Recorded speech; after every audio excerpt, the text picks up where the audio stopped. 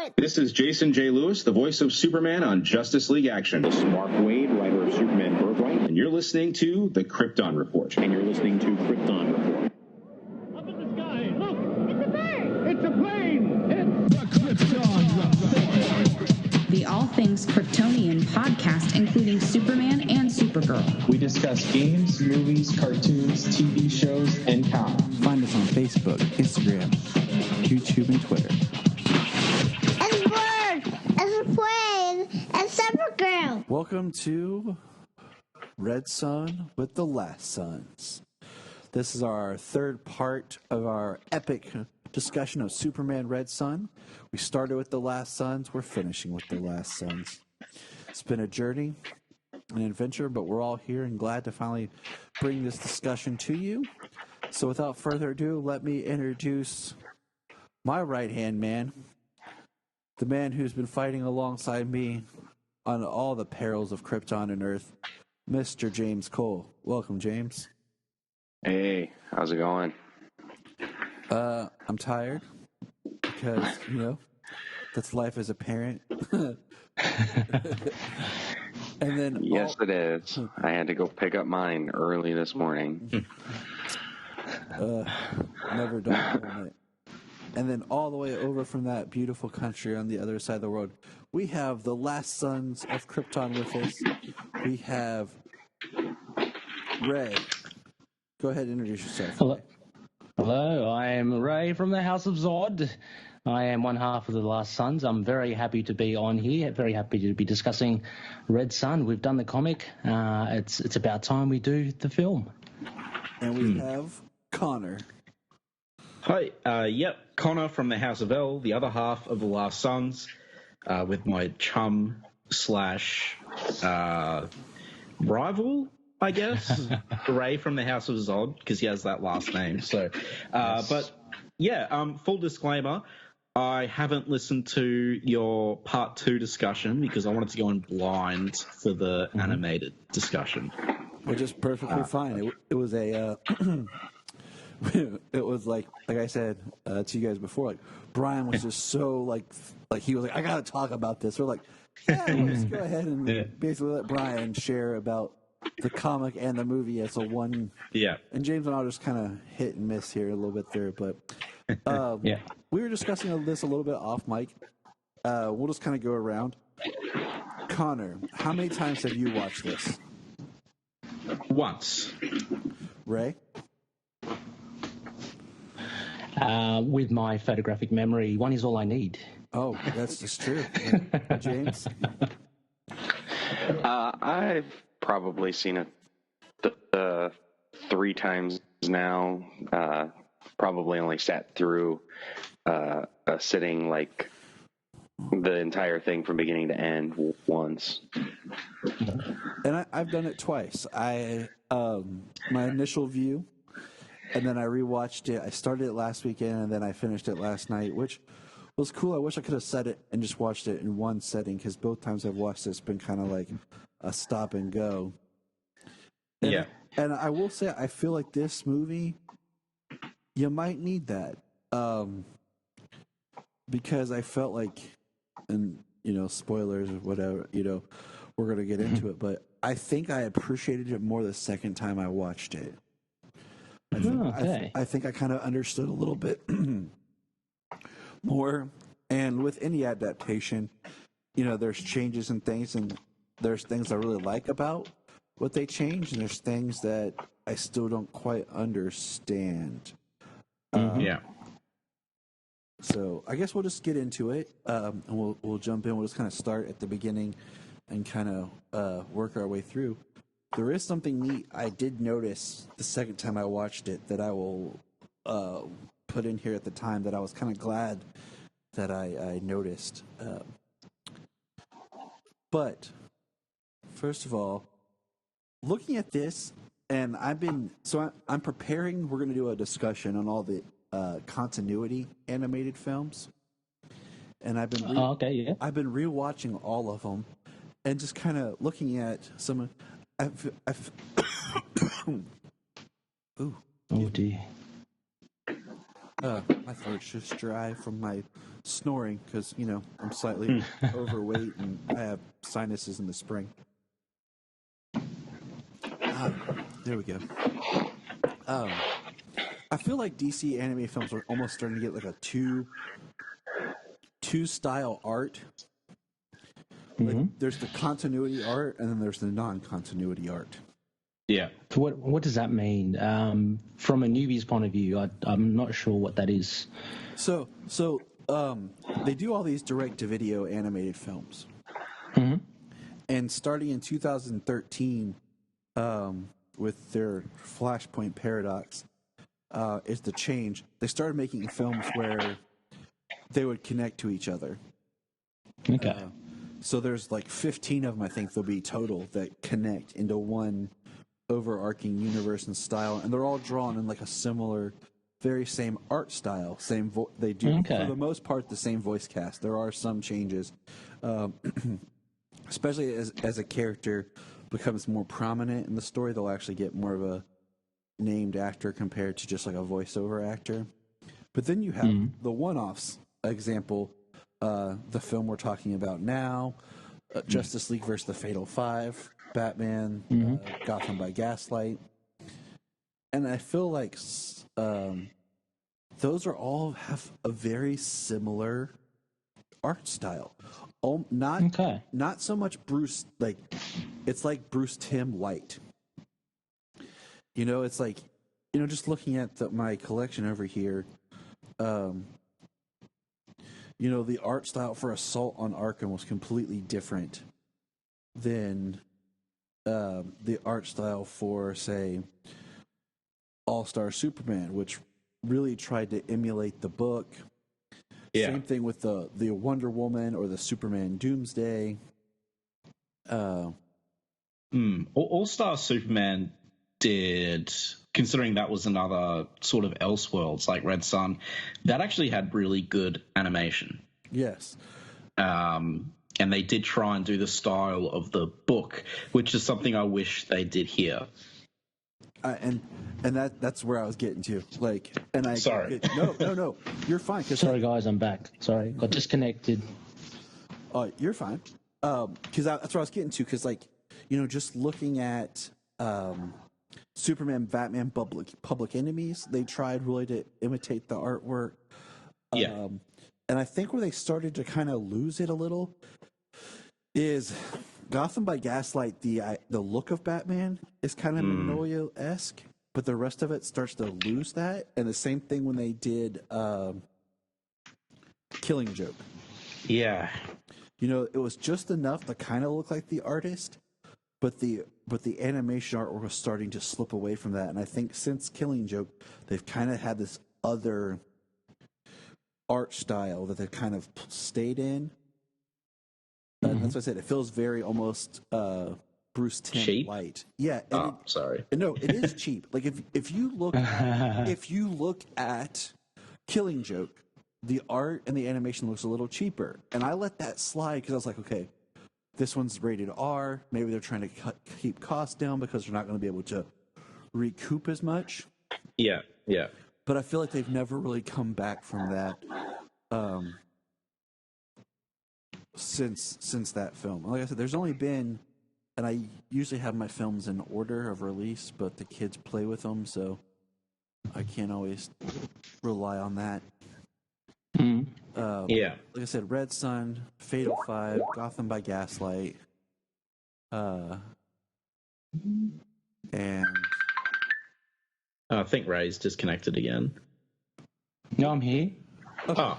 I think. It was sorry. My Skype just gave me a notification with you saying hello. You guys are gone. Yeah, that was a bit delayed. Yeah. Sorry. Yeah. I'll say it's delayed. But okay, so all that, like I was digressing, but all that to kind of say that I wish this would have gone towards the art, but then at the same time, that gets a little rough because the art changes in the book. Like when we talk about the book, I'm a very big fan of the first book of the 3 parts. The art and the story. But I've been talking a lot, so I'll kind of let you guys take over for a moment and kind of just any first initial thoughts upon watching this. Yeah, sure. Connor? Yeah, sure. Just going off the animation thing, like you giving All Stars such a good example because it's like the same company and everything, and they did that Elseworld, and it did like emulate the style of the comics, but it wasn't just copying it; it just copied kind of the spirit of it. So everything was like the animation was really nice. It was kind of soft and detailed. Everything kind of flowed well, but with this Red Sun, this is like the difference is Red Sun didn't try and do anything. It just felt like they went for the cheapest, most generic possible animation. And I was like, I didn't expect to emulate the comic or anything, but it would be nice if it just looked, good. Yeah. And then I do compare it to stuff like Batman, Superman, Apocalypse, and All Star Superman. And it falls so short because it looks like they just haven't tried at all. And unfortunately for me, if I'm watching an animated movie, the animation section is a very important part of that. It's kind of just like how the art in a comic book is, just as important as the writing. So I was really let down because I remember seeing the trailers thinking, oh, I hope this is from pre-post or whatever, but the whole movie was kind of looked like that. So yeah. Yeah, I mean, the production design of the movie gives you the time period and over the decades, and that looks really good. But then, the animation of all the characters, you're right, it's just kind of generic. I mean, you can easily identify who everybody is, but that's also that can also be done fairly simply, even with generic animation. So the characters aren't anything spectacular, and the only two people who change over the years really is Lois and Lex. So everybody else is just generic artwork. Superman stays the same. He doesn't age or change like he seems to in the comic books. They just slightly change his outfit. Yeah, that's it. I don't think he gets any grey at the temples in this. I think No. Which I thought was fine. No, but no, not at all. No.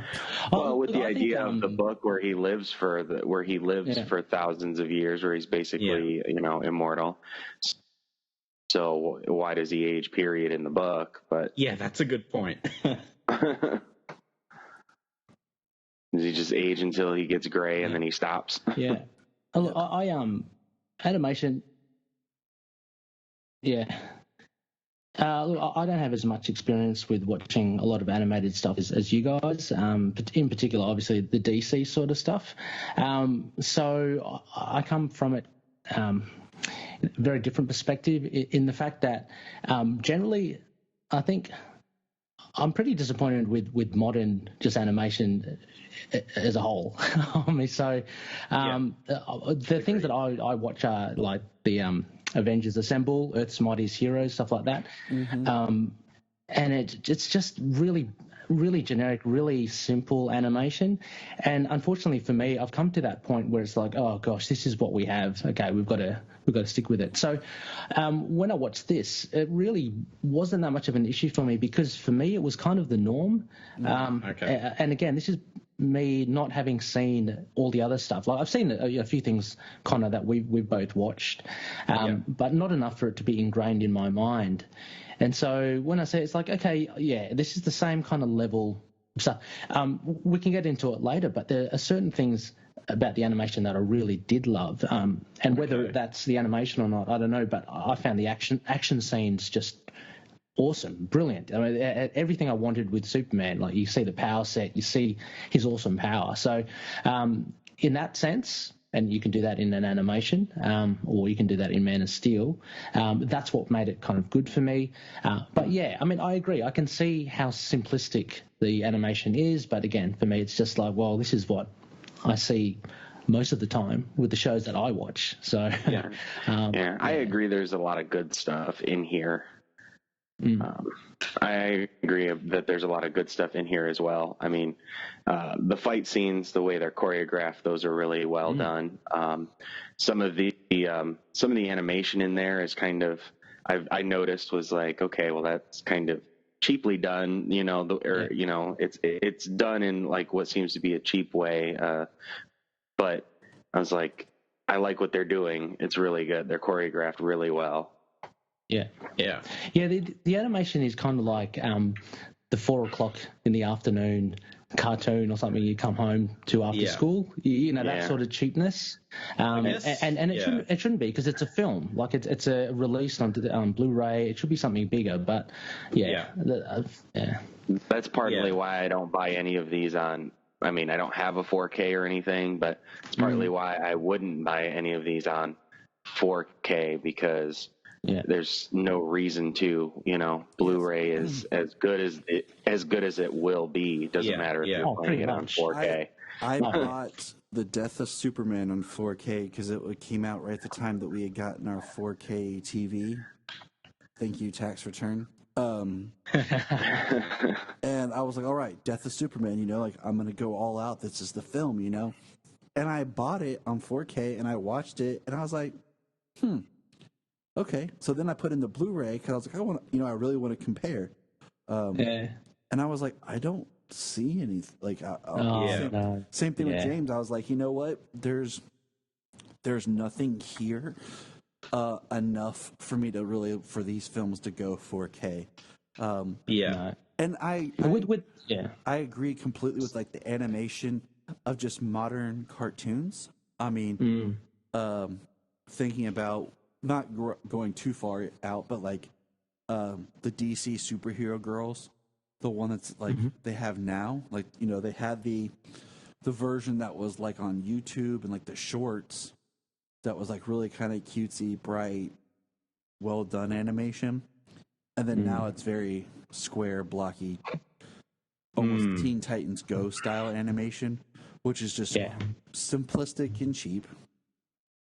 It's funny because with Ray's comments on the action and stuff, and you talking about Death of Superman, like the thing, I guess for me, the difference between this and Death of Superman is I think the art style they've chosen, like you talked about before, of like the in-continuity movies, I think lends itself better to cheaper animation because the characters, they have a distinct look, if that makes sense. And like, you know, I mean, obviously, like Superman doesn't look like classic Superman in the in-continuity movies like Death of Superman. He's got his own distinct look, so I think it's less noticeable when you cheap out. And the other thing is like they put like a lot of budget and effort into Superman versus Doomsday. So I gave the rest of like the animation a pass because they obviously put a lot of the budget and effort into that fight, which was like spectacular. Whereas this movie didn't have any points like that. I was kind of maybe hoping that, okay, maybe in the climax they'll bring out the big guns for like the action scenes, and it just never really happened. Which is one of the reasons I was, you know, disappointed with the animation so much in comparing it to Death of Superman, which came out recently, like 2018. So, which is an in-continuity film as opposed to this Elseworlds Tale. And on the action note, I'm pretty sure I said something in our part 2 episode, which I'll bring up later when we get to a point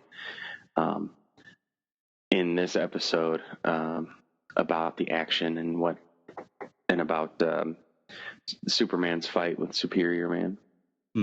Okay. Oh yeah. I know what you're going to say about. I was going to say. Can I just ask? Yeah. Oh, sorry, guys. No, go for it. I just want to ask a simple question to everyone, just to have a rough idea.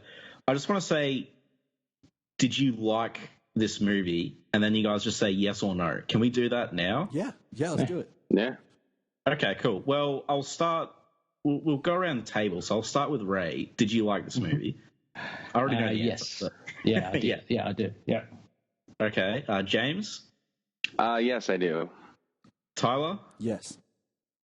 Me? No. Okay, good. I had a Gotta feeling be the I odd might be man out. And that's the podcast, everybody. Good night. Surely I'm the last son. Right. And I'll give you a quick, like I said, after watching it twice, I think I understood the movie better.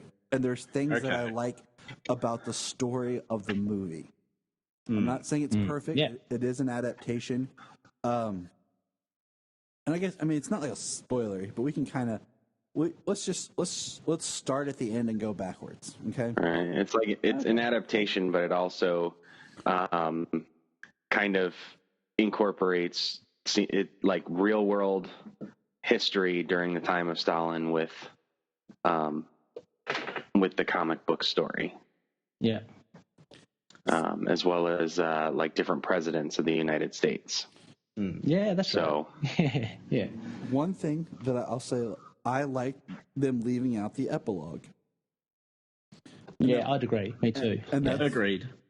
that's one thing we kind of wrestled around with when we discussed the comic, and I won't rehash all that discussion, but Yeah. I'm glad they left it out because I feel like that detracts the Red Son's story Yeah, absolutely. Yeah. and Yeah. starts to get into a larger story that was never really told to us. Yeah. So, and can that's sorry. Sorry, and that idea, because like when we discussed it in part one of discussing Red Son the comic, and now watching the film, that idea of what you guys raised about the epilogue, and I did say in the comic it is kind of cool. It's just good. It's a cool thing that they did at the end. It is a little unrelated, but it is a lot more prevalent here. Like if they did put it in, it would just. It had nothing to really do with it, and you're actually telling a second story with it by doing it. Yeah. So I'm so glad that they didn't, because part of what I believe J.M. DeMatteis has done, and he's done really well in the film, is that, okay, he's got the material from Miller, and he's had to condense it into a film. This is a constraint of a film that you have. Sure, it's the same with a comic book, but with a film, you've got to adhere to certain beats and stuff. So he had to close out stuff. He had to change things, which I think he did really well. And by choosing to leave that out, I mean, that was probably a no-brainer, because there's no way you'd want to end on that. Yeah. Anyway. A lot of people got angry about that, and this is something that's always the film. Yeah, and this is something that's always peeved me about Red Son in general, is like some people got angry that they left out the epilogue and stuff, and they're like, oh, it was so good in the comic, and it's like, it's one of those things where it's like, I feel like people who read Red Son don't actually devote any thought to the ending, because once you think about it, it just falls apart. But everyone was so angry that it didn't make it into the movie, and I'm like, no, it's good. But I guess the thing... Oh, it's like everything is divisive, you know. Some people love that. Some people love that, or at least the idea of that. Yeah. And then others, you know, try to think about it. And it's like, okay, well, does the ending lock us into just this loop where Superman is this character and he can't be anything to change anything because of what the ending is from the book? Mm-hmm. Yeah. And, like, it's just people... I don't understand why people want one-to-one adaptations. Like, I never wanted that with Red Son. Me either. Absolutely. Yeah. Because all we'd be getting is the same story, but with, like, worse artwork. Exactly. And condensed to 1 hour and 20 minutes. Like, why would you want that? You got to change it up for it to be good.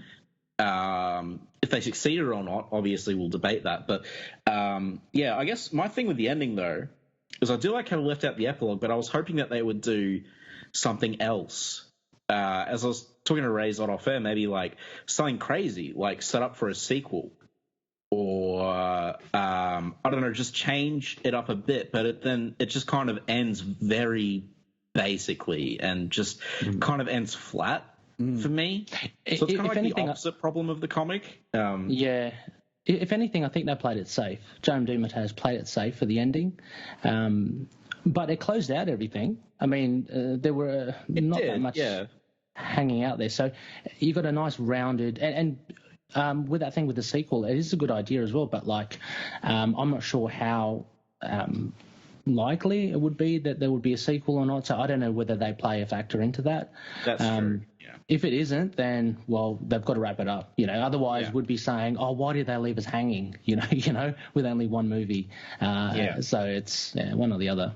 I guess I was going off the assumption that they would assume this would be successful because Red Son's an extremely popular story, and Red Son Superman's an extremely popular version of the character as well. I believe he showed up in like Final Crisis and stuff. I think if you did, I think he was in Convergence as well, as from what I recall hearing. I got to reread Convergence at some point. I think I'm getting to Convergence. There's a lot of New 52 stuff. I just finished my Superman run on a regular Superman book. Oh, really? Yeah, on the regular Superman. Yeah, I finished reading Final Days of Superman. I am reading Lois and Clark, and then I'll go back and do some catch up on action, and I'm reading everything along with Superman. I picked up some trades of Batman Superman, so I'm reading those. Ooh, that's a really good run as well, and then read Superman Wonder Woman as well. Is that a recent one? It's all New 52. No, Superman Wonder Woman was in New 52 when they were a couple. Right. Okay. Tyler sent me, when he sent me some stuff a while back, he sent me like the first 4 issues of Superman Wonder Woman, and I read them, and I was like, oh, that's pretty good. It is a good run. Like I was shocked. It's on my to read list now that I have a little bit of time. Yeah, it's kind of it's the good thing about the and sorry for you guys, us having DC Universe, we can just read those entire runs. We just pick up our tablet or whatever and read an entire run of a book. Like everything New 52 is on there. Yeah, I mean, to be honest, that is something that I would love to get, because being someone that's trying to explore the DC universe, that's perfect, and I just hate it how it's not here. I'd be on that like a rash. I mean, tangent. My hope is, I guess, with them coming out with HBO Max, that is likely to be more widespread. Okay. My hope is maybe they're going to have maybe a similar DC tab as, say, like DC or Disney Plus has a Marvel tab, and you can enter DC, at least video content, and maybe DC Universe, if they downsize it because of HBO Max, maybe they'll keep it as like the Marvel Unlimited of DC, the DC Universe. Subscribe to this, and you can read everything in the catalog. It may well be a reality. Hopefully they'll open that up. Yeah, to other countries. Yeah, it may well be a reality considering our current climate in the world, and the way comics are going. So it could be, dare I say, a little bit of a silver lining in that sense on the digital market for comics, and making it more accessible for everyone. But just going back to the ending, though, Tyler and James and Connor, what I thought and what I thought with it, it kind of encapsulated also for me a much tamer Lex Luthor, in the fact that he's more geared towards his relationship with Lois Lane, which there's nothing wrong with, I think, but I prefer the more driven Lex Luthor in the comics. He seemed to be a bit more obsessive, a bit more focused on getting Superman, and then what I loved about the comic was that once he had seemingly done that and dealt with that, he turned his efforts to something else, and he started curing stuff here and there. He lived to a ripe old age, and so having said that, I prefer the comic version of Lex Luthor, but I can see what. Yeah, obviously the way DeMatteis has fashioned everything in this show, in the film, he's made Lex a little bit more.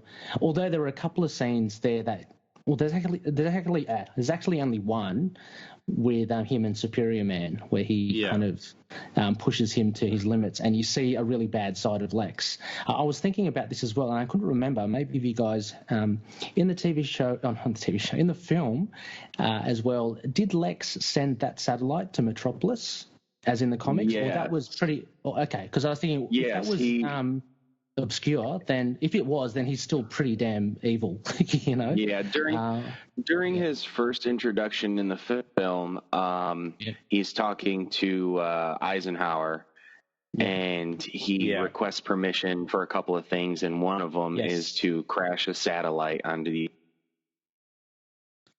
Yeah. Okay, so that's pretty much like the comic. Yeah. Well, those two things are pretty, pretty Lex Luthor. But apart from that, in the film, he seemed to be a little bit more kind of caring. Yeah. I mean, in the film as well as the book, yes, it is Lex Luthor. Whereas if it did happen and it crashed, it could either be blamed for they crashed their satellite into the United States, or he knew that Superman would stop it.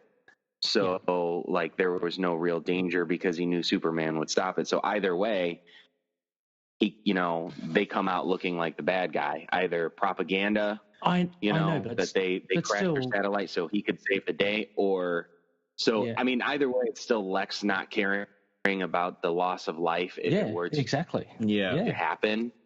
Yeah. Oh, no, his plan is good, but in that sense. But it's on his side, no matter what happened. Yeah, Lex is definitely softer in this, and especially towards Lois. And I'm not really sure why, like, that choice was made. And then Lex kind of just steps down as president, and then doesn't really do anything. Like, I prefer the comic Lex, because I'm just not sure.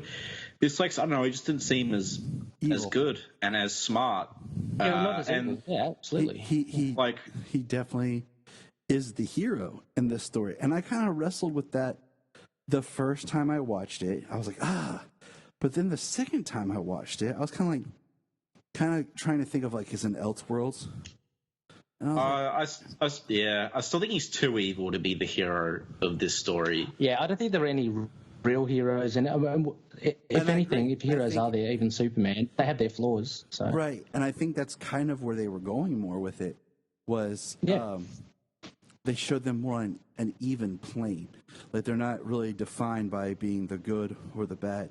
They're both in this different, I won't even say gray area, because, Superman really thinks he is being the hero, and he loses his way. I think morally Superman's about the same as he is in the comic. Well, there's loss of life and stuff. He did it in the movie and the comic, didn't he? Yeah. Oh yeah. Well, I mean, exactly. So he's morally, him and I meant Red Sun comic Superman and Red Sun movie Superman. Morally, right. They're the same, I think. Unlike Lex Luthor. Yes. No, normal Superman doesn't go around lobotomizing people. Maybe but the thing that only Elseworld Supermans do. Yeah. But the thing that they do in this film is at the beginning, if we go back to the other end of the film, the very beginning with Svetlana and Superman, you get a lot more insight into Superman a bit more. The beginning of the comic was more. I loved it, actually, the beginning of it, because it made Superman out to be this. It's like an arms race. The Russians have obtained this weapon more powerful than a nuclear bomb, and he's talked about in that kind of sense. Whereas at the beginning of the film, you kind of get he kind of humanized, and you have this relationship with Svetlana, and him kind of dealing with his powers. I think that was a nice point of difference. Yeah, it's kind of a nice through line for the character, an actual human connection that this character has in the movie, because it starts with Svetlana. The turning point for him is Svetlana, and then what he hears at the end when what he thinks about at the end when he is saving the planet from Brainiac's black holes in his ship, is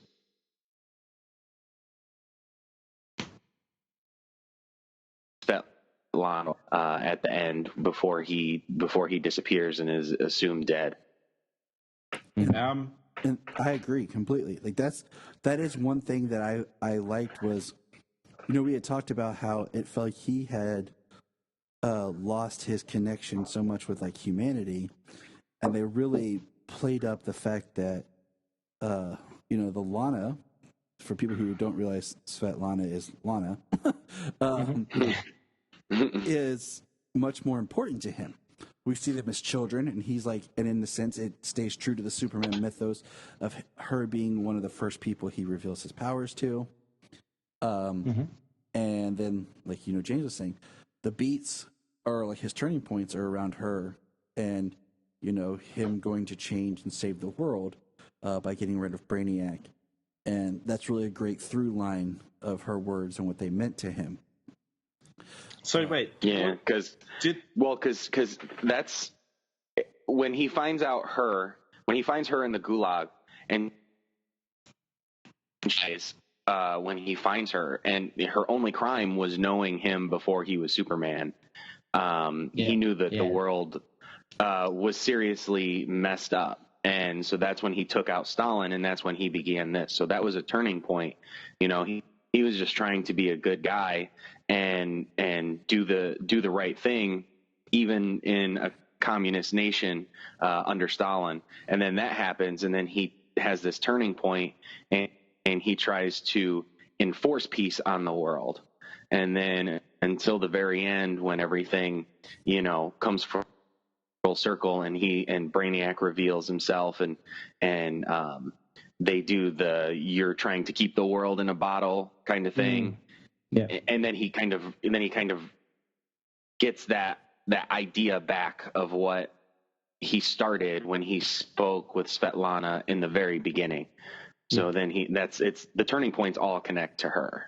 Yeah. See that? Sorry, you better say something, Connor? Yeah, I'm not sure if I like that. I think it just kind of simplifies it too much. Like, all Superman's turning points have to revolve around someone else. Like, I liked how in the comic, like, he was making decisions based on his own, so when, obviously the turning point in the comic, he doesn't kill Stalin in the comic. It's the food, it's the line for food stamps. Yeah. And he sees everyone suffering and stuff and not being able to eat. And then he sees Svetlana there. And he's like, hey, look, there's no good reason I shouldn't take over. I can feed these people, And, like, I felt like that was just... I did like him killing Stalin, but I felt like it was just better progression than, one of Superman's loved ones dies again and he progresses that way. Like, it just felt a bit more nuanced in the comic to me. Yeah, I can see where you're coming from. I can see where you're coming from, but I think... I think the historical suffering... Yeah. I'm sorry. I think the historical suffering, the tragedies, the human rights issues that they utilized from that point in time in Russia, I think they wanted to point that out and create a larger idea of suffering. And that kind of, and like he remembers her, like the end, it's not really like she's his turning point, but when he kind of, when he turns and he has for the whole world in a bottle and he turns, like he's remembering her and remembering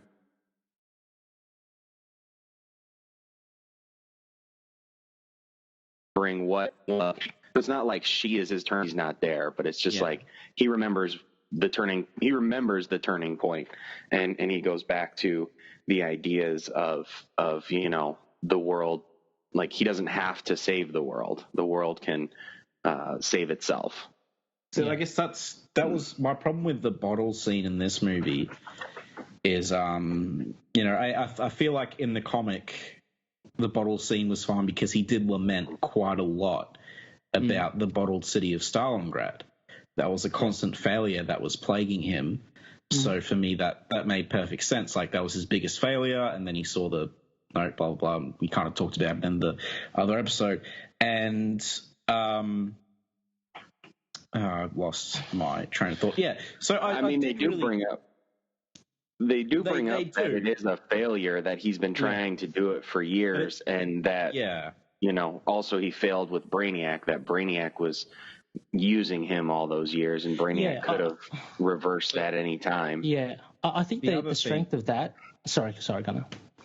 I just wanted to finish real quick. The other thing is, like, it didn't have as much build up because you didn't have scenes in the comic like, for instance, the scene where no one's wearing life jackets on the boat.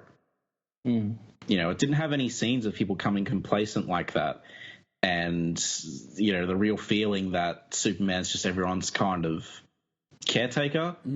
So I never got that vibe in the movie. So why don't you put the whole world in a bottle thing, Bottle City, it didn't resonate that much with me when I saw it in the movie. It kind of came out of nowhere. And in fact, it was at a point in the movie where I'm like, I wonder if they'll even have the same thing with a bottle comparison, and they did, so I was surprised. I think the idea of that, they do that in the comic book, like the people's complacency and stuff. I think the idea they try to get across in the same way is like during the conversation in like the control room between Wonder Woman, Superman, and Brainiac, where basically Superman's like, give me the statistics, and all of this stuff is up, and life expectancy and just all these positives and stuff. But they kind of give you the idea during that conversation that, the section of the world is under his control, and it's how he wants it. And it's, she's playing the other side of it, kind of voicing what we think. The idea that, the world is becoming complacent, and that everything. I think that's where they're going with that conversation, as opposed to giving you a visual montage of the world being complacent. And there's just the things on the screen, and then he switches to the screen. He switches the screens to the United States, and then there's the poor and the suffering and the riots and stuff like that. I think that's kind of the idea they were getting across in that scene of this movie. And with that same line of thought is just kind of the idea of, like, we see like maybe two images of Lex playing chess, but we never see Superman playing chess. And I feel like that underlining theme of Lex has been removed. But let's see. I know they didn't, and I know, in the book it was just a couple of images of all of the creatures or all of the people that created to send after Superman, but you don't even get a glimpse of them in this. I would have liked.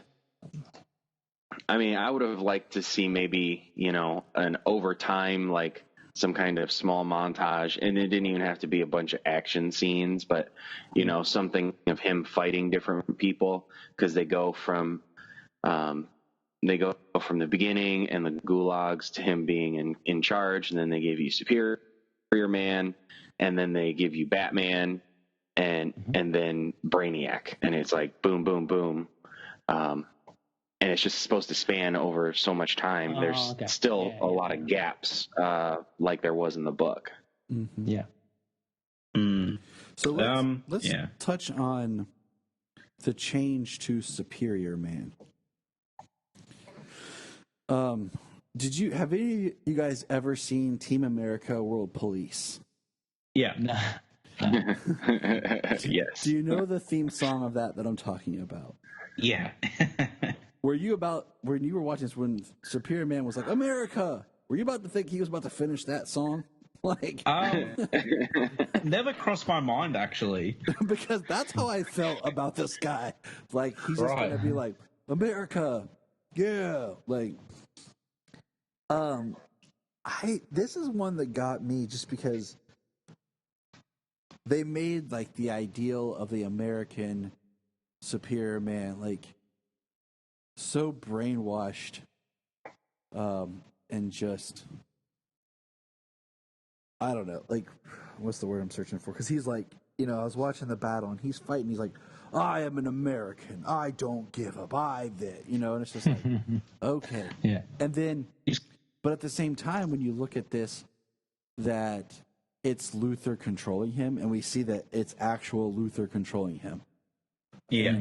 And then they keep turning up his, like, energy level or strength, and he starts to become deformed and everything. And this one was one of those changes I don't like, because at least in the original, there's like a redemptive sense to Superior Man. Yeah. Oh, for sure. When they're fighting, he realizes they've done something, he has to take care of it, and he sacrifices himself to save people. Yeah, I mean, and there's a lot more at stake as well. Like, he's emitting radiation and he's causing all sorts of trouble all over the world with Superman. And yeah. So there was a lot more to it in the comic, I thought, but I found it necessary. I mean, I can understand the necessity of, from what I think, is that to show Lex Luthor being a little bit more sinister than, because otherwise he comes off, as Connor says, as being quite soft throughout the whole film. So this was just the one main instance for me that he actually showed some sort of, evil to him. But I did prefer the comic version of Superior Man. It's showing him being evil without us actually feeling bad for him killing anybody, like, human. We're like, oh, it's a science project. Because he even says to Lois, like, afterwards, about it. Yeah. I mean, he kind of, so the whole thing, like, quintessential Bizarro is that he's not evil. He's just a menace. And I think, like, the comic obviously, I think, did the whole Bizarro thing pretty much perfectly. It's like, the US Superman's a Bizarro Superman, all that stuff, and he looked like Bizarro. He was kind of a sad figure. In the movie, I guess I prefer the comic version, but if you're not doing a straight adaptation, then it's going to be hard to beat the comic version of the whole Superior Man and Superman conflict. So they had I didn't, like, really mind Superior Man, and I think they kept kind of the tragic aspect with his, like, horrific death. And he kind of doesn't he look a bit like Bizarro as he's dying, if I recall. I can't really remember. But he becomes more Bizarro-like as they turn up his power. It starts to deform. It starts to meet him. I see. I think J.M. DeMatteis really, as you guys mentioned, Tyler and James, I think he's really focused on the through line in this film. So the other offshoots, like because this whole thing with Superior Man in the comics as well, there is a little bit of it goes off a little bit to spend time just kind of fleshing him out. But I think in the film, James DeMatteis just kind of, he's quite focused. He knows where he wants to get the story. And so even the stuff like Hal Jordan, he's taken that out about the whole backstory because it's not really useful in this film. You wouldn't be able to fit it in. Yeah, exactly. So he has to kind of trim a little bit of the fat here and there. And I think that's kind of what he did with Bizarro as well. But he's used him, as I mentioned. I think the main point was to use him to show Lex's evilness, basically. Yes. It wasn't really about Bizarro at all. Yeah. No. So their version of Superior Man in this, I think there's a bunch of little aspects there. He looks normal because I think publicly revealing, like, a monster to the press and stuff like that, to the world, would be a lot, especially during the time period and the fact that they're dealing with, these incredible powers of Superman. So they make him look normal. So as his reveal is more appealing, and then the collateral damage that Bizarro creates in the comic book was like unintentional because his powers weren't perfect. He didn't have the control over them, so he created a lot of collateral damage in the comic that way, and then in the movie he just doesn't care. He comes in America and then he doesn't care about the collateral damage that he causes, the loss of Russian life, the loss of the Russians' lives of people in the streets. Which also brings me to the point I was making, is Superior Man is there. He's after Superman. So Superman leads him away from the city. So they have this pretty awesome choreographed fight in the mountains. Mm-hmm. In this movie, Superior Man is after Superman, so he follows him. Say Man of Steel, Zod's intentions are to kill humanity and to kill all of the humans that anybody that Superman cares about innocently. Collateral damage. He's not going to follow Superman from Metropolis to the middle of the desert or the mountains to have a fight, because he's there to kill. He's there to kill the human race. Yeah. Was a bit off tangent. Was anyone else? Villains, So why?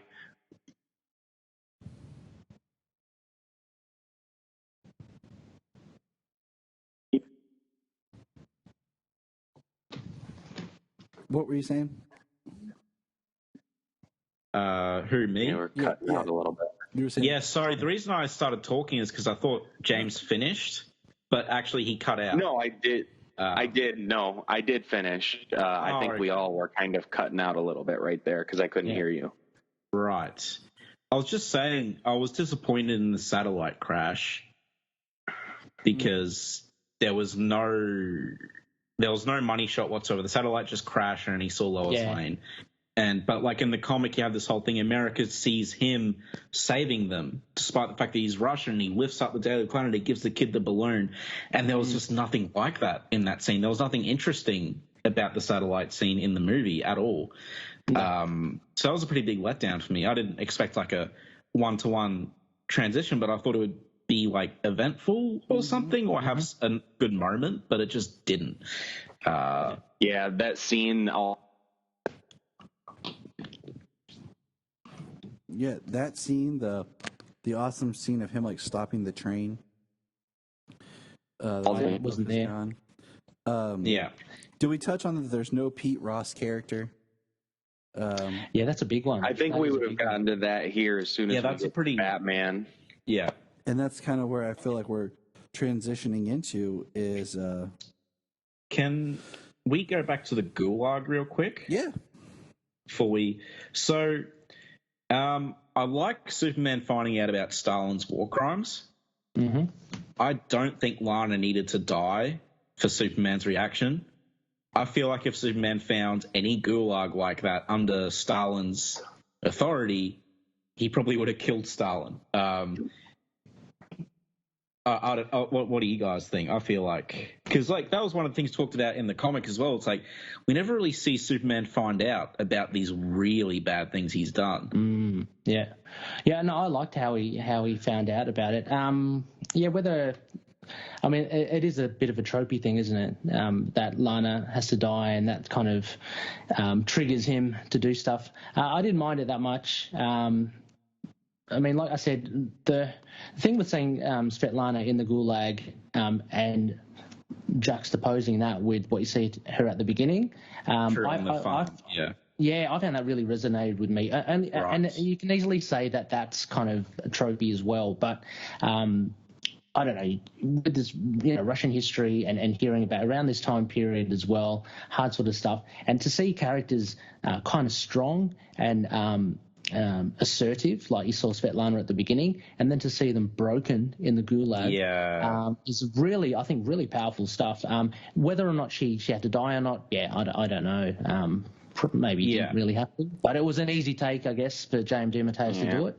It was like you said, it's a trope, and I think it's just short. Like you said, trope, and I mean, either way, the gulags would have been terrible, and I think would have pushed him to that limit. But also, having the only person that he cared about, die, kind of gives him, I guess, more of the push. It's just when I saw, because like at this point, like when I saw Superman enter the gulag, I was like, whoa, like that was powerful to me because.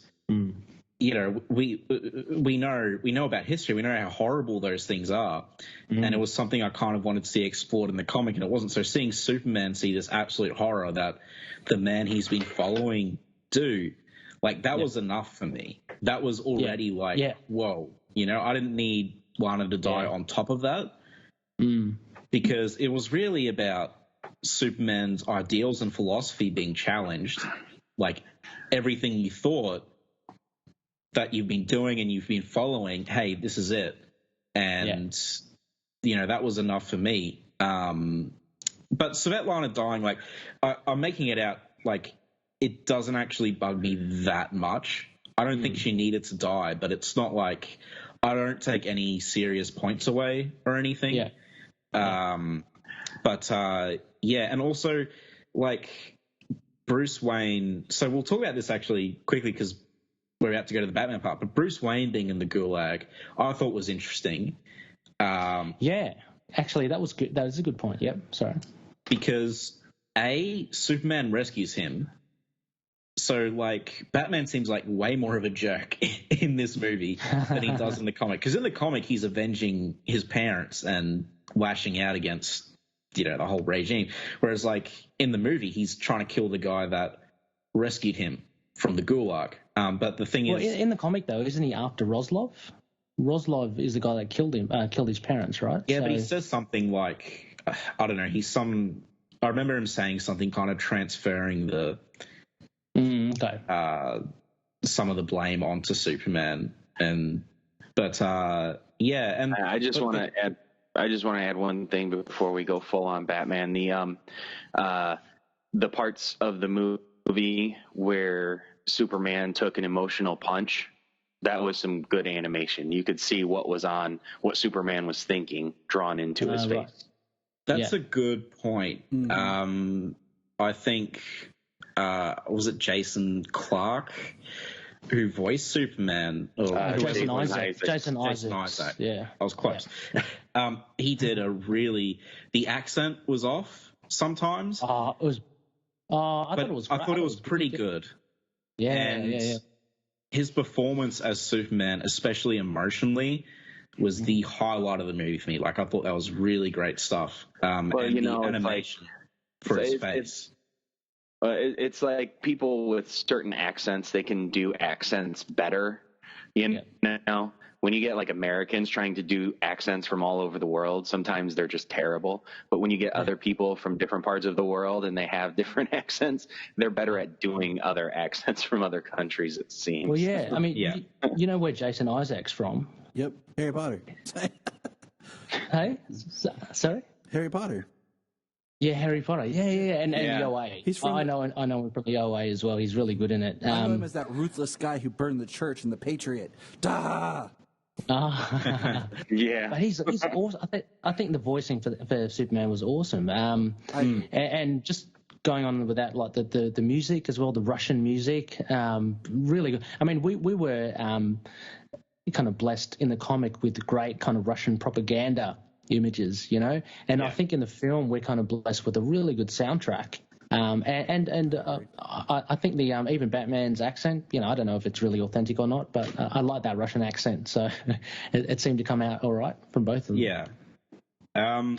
Yeah, definitely. And I think he did not only did he do like a good accent, but he did it with such emotion as well. Yeah. Like you really felt bad for Superman or related to him a lot, or empathized, I suppose.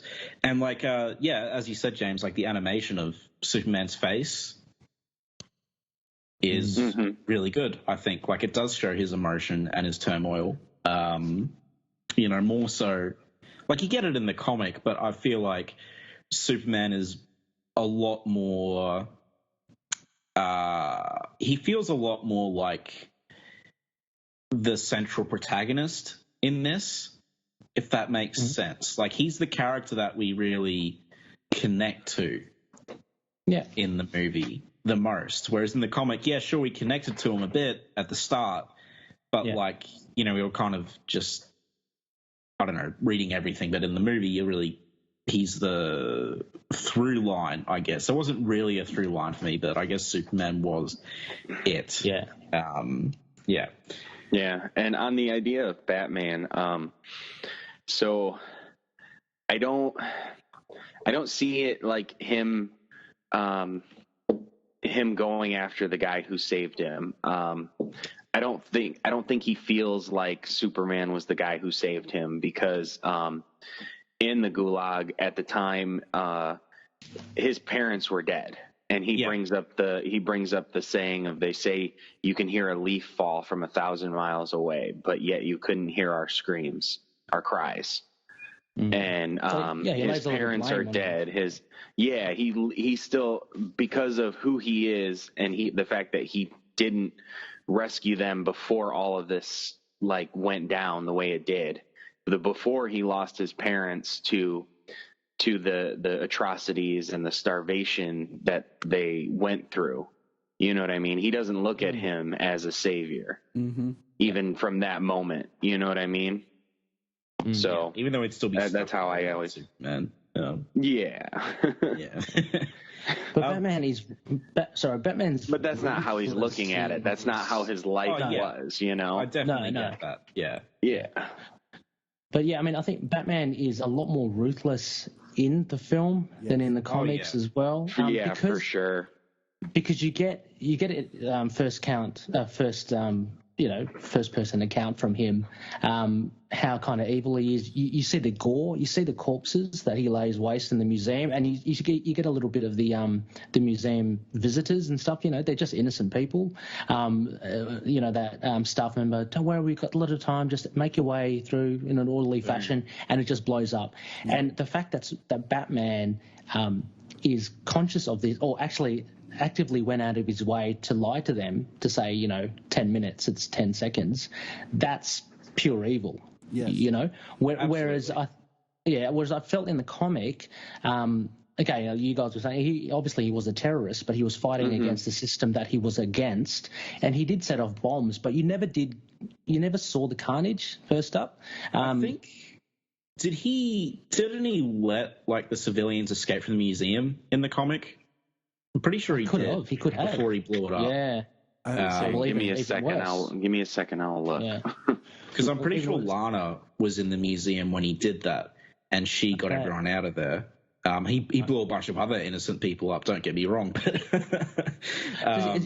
I can't recall that in the comic, but it's a lot more apparent in the film. Like you see Superman taking away the debris, and you see it's really great. You see a lot of just corpses. And he's bad in the comic, but he's so much worse in the movie. And it's just. Oh, I was going to say something about you were saying. I can't remember. Oh, well.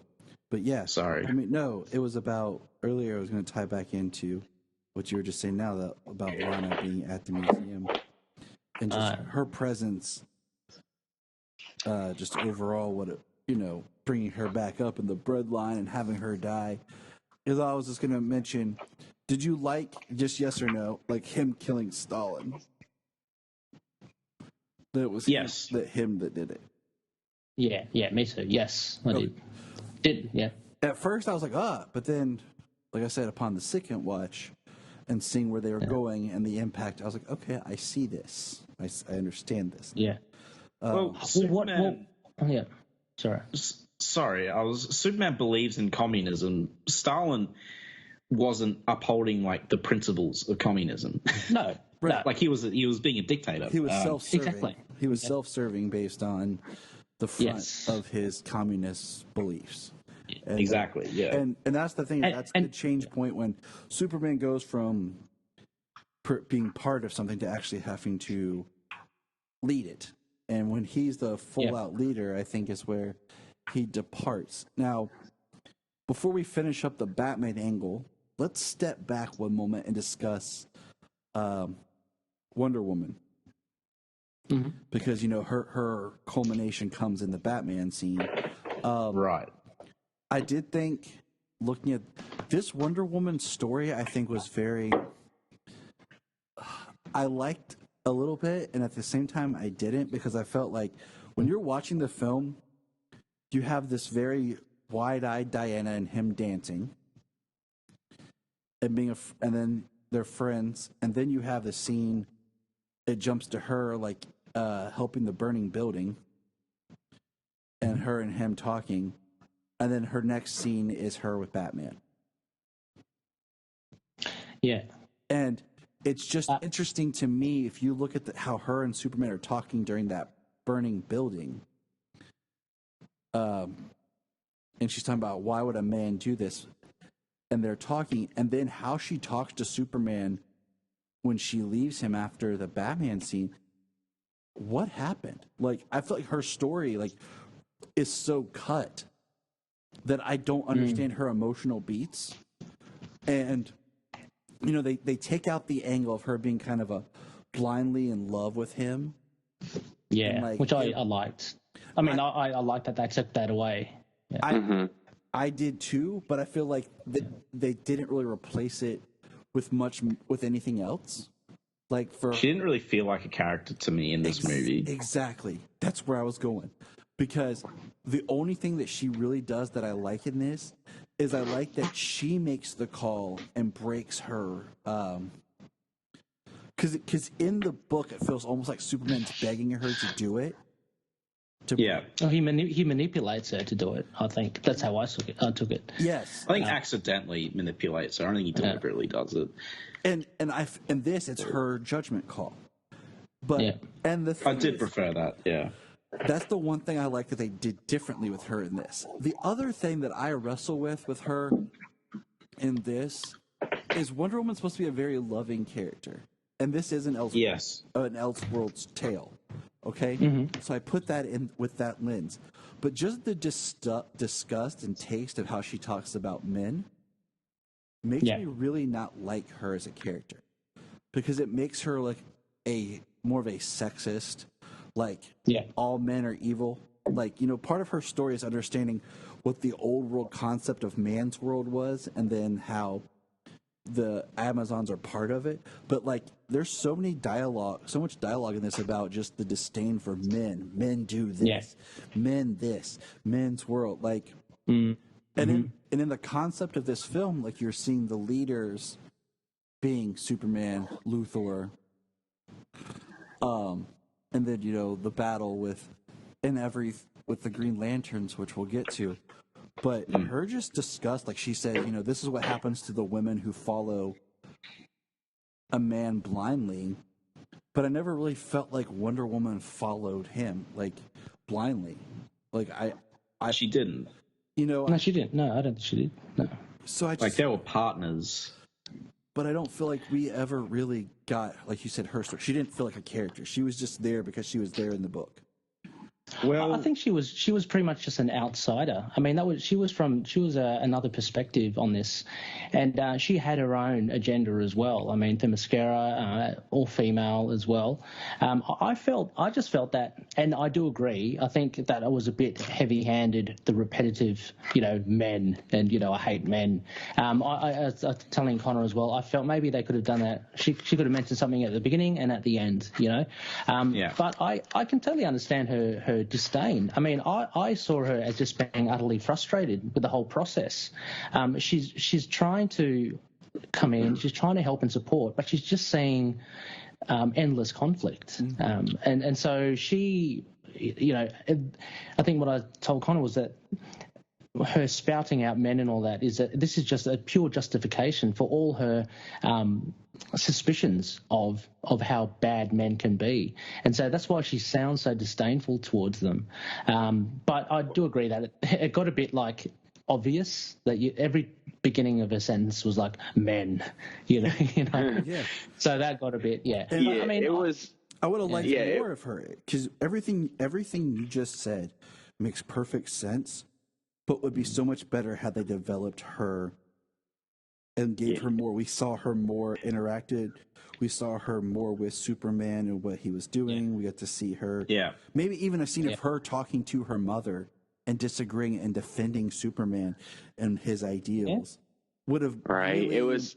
let me connect. It was heavy. Yeah, it was heavy-handed, the whole men aspect. But as we've seen in so many different iterations of Wonder Woman, the Amazons before they went to Themyscira, they were enslaved and had to fight for their freedom, and just the Amazons before Wonder Woman have this disdain for man's world, for the things that they had gone through.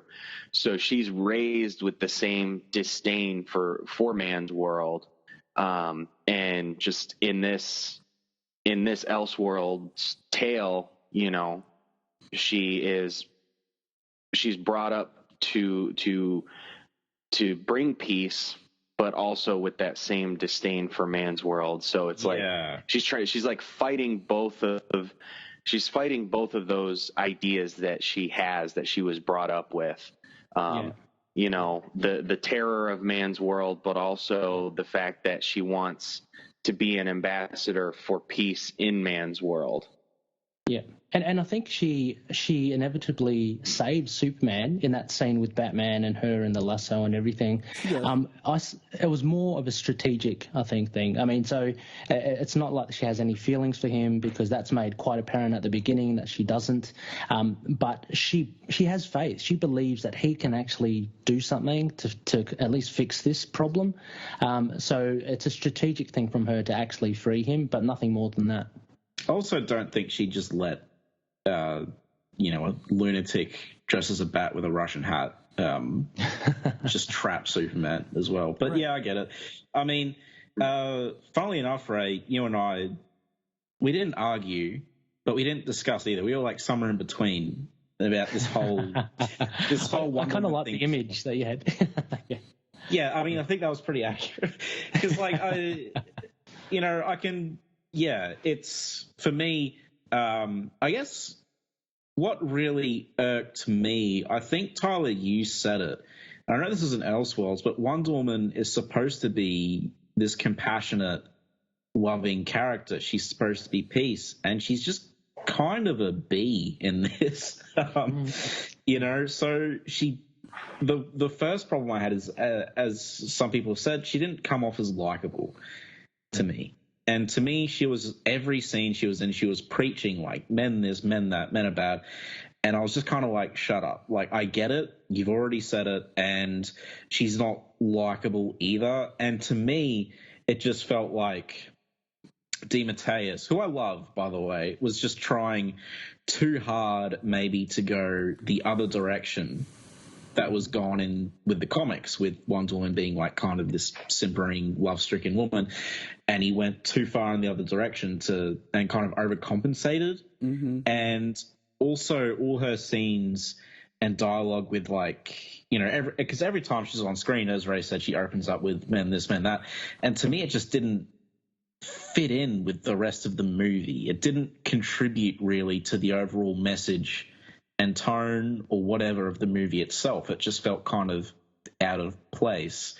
I feel like if maybe she said some other stuff in addition to Men Suck, like, I would have liked it better. But for me, it just felt really jarring, because the movie isn't about men's failings, if that makes sense. It's not about how men ruin the world. It's about, a bunch of stuff, but that's not the core line of the movie. No, but she can. Well, She 'cause can in see the what's end- going to happen. Like she can see the imminent war the conflict that's happening, and she's trying to stop it. So I mean, and that's where it comes out that she hates that men just resort to violence and conflict. Not doing the best job, because I don't really remember her like doing anything to persuade anyone. She just yelled at people. Like That's what I'm saying. They didn't give her anything to do. Like, there's no scene of her like pleading or like really being the ambassador that she claims that she is there to be. You know, one thing is, like, when James was talking about the Amazons, is that's all stuff that we're bringing in with us from previous knowledge. That's not contextual in the story about what the Amazons have been through and what they've done. So that kind of just, I just feel like she was in a short version, she was underserved. I mean, it's the only way to justify the way she feels, though, is to bring that in with you. You know what I mean? And I agree. I agree with you completely. Exactly. It's just that they should have given us that in the story. Yeah, I mean, I agree she could probably have done something more. But again, it's the focus of J.M. DeMatteis. He's not going to delve into a side story of Wonder Woman, you know, trying to fight this thing from another side. It's all to do with her and her relationship with Superman. So he keeps it everything trimmed, everything just kind of really neat. I feel like he gives her a lot of screen time though. And I feel like it just could have been spent better. I feel like you could have changed like a couple of her scenes, and if he changed one of the scenes of her just going blah blah blah, you could have made a scene where she's like trying to persuade Superman reasonably, or say something, you know, that we can all kind of relate to, you know, and like she could have been our self-insert. Like the sort of outsider for, like, as you said, because she's predicting how things will go, but she came across as crass and stuff, and it's also a characterization of Wonder Woman I never particularly liked either, because she's not supposed to be like all the women on Amazon Island because they're kind of out of touch. Right. But you know, like, I mean, I guess like we'll conclude that when she pops up again. But yeah, I get where everyone's coming from and stuff. Funnily enough, I listened to that interview with J.M. DeMatteis because I really wanted to know what his thought process, and he didn't say anything about it. They didn't talk about it. So. But can I want to go back to the Gulag for one tiny thing. Okay. Oh, you love the Gulag. This is actually what Enough with the Gulag. It's a terrible thing to love. We need more Gulags. There you go. That's a drop for you, Tyler. When they showed Batman, he had bats like coming out of the screen, and I was like, "Wait, is there only bats in that part of the cave?" He's with everyone else. Look, like, look, that's just obviously just to highlight something. The bats chose to nest in the cabin that him and his family lived in. Destiny. Yeah. But that was literally all I wanted to. You know, so you know, going back to Batman there. So here in the comic book, like it's a single page where he does give the announcement, and there are some people running from the building, but then just all of the buildings explode. So there's nothing saying that he didn't jump the gun that I can tell, or that you know, everybody escaped, that there wasn't collateral damage, because he does call himself and say that he calls it my terrorist organization. So he does refer to himself as a domestic terrorist, which usually terrorists don't do. They don't think they're terrorists, but I don't know, when you're blowing up buildings with innocent people in them, what else are you? I guess Lana survived, but there probably was collateral damage, definitely, and people dying. I guess the movie really like shoved it in your face, though. Which I'm not saying is bad, but it definitely was like, hey, you have 30 seconds. Whoops. You have 10 minutes, 10 seconds. 10 seconds. All he needed was a moo-ha-ha-ha-ha at the end. He made up his mind 10 minutes ago. Or a mustache to twirl. Yeah, exactly. Can we just quickly bounce back to Pyotr Roslov as well? Because I feel he's quite important at the big difference to the comic and the film. Pete Ross.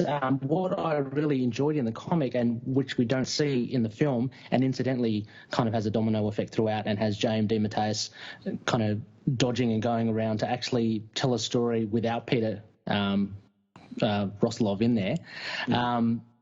Is that scene with him almost committing suicide with Superman in the comic, because it's a really nice conversation that they have and a bit of insight where it's not only about the politics and the system, it's about how he feels Superman has kind of usurped him, and he makes a point in that comic about how it's funny that communism's all about equality, yet you are clearly not equal to any of us.